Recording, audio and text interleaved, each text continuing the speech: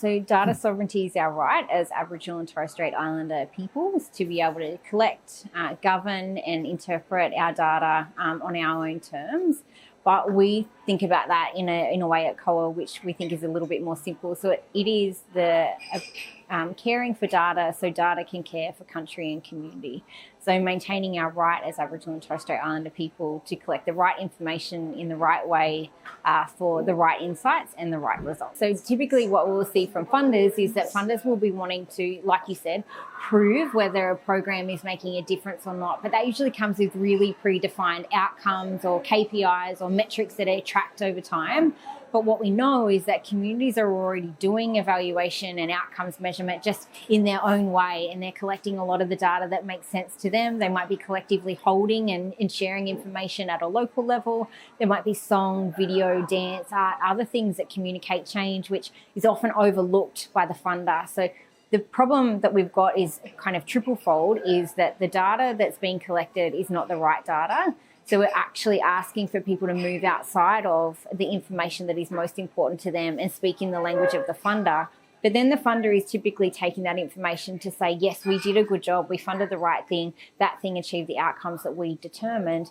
That is inherently misaligned with data sovereignty. So data sovereignty would be that the funder, from a trust-based perspective, funds the program, deeply listens to that community and hears the knowledge and wisdom that exists within that community and within that program around what change is happening. And so there shouldn't be any predefined ways of collecting data, predefined metrics and outcomes. It should be about trust-based work where we surface up the great change that is actually happening from a local level.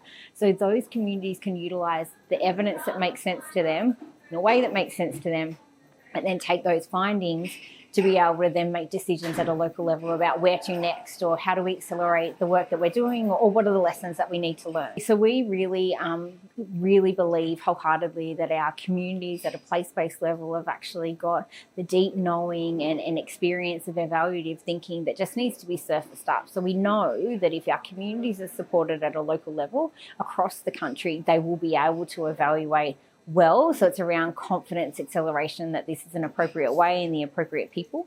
It's also about bringing people together to share their experience, share their challenges and find different ways forward.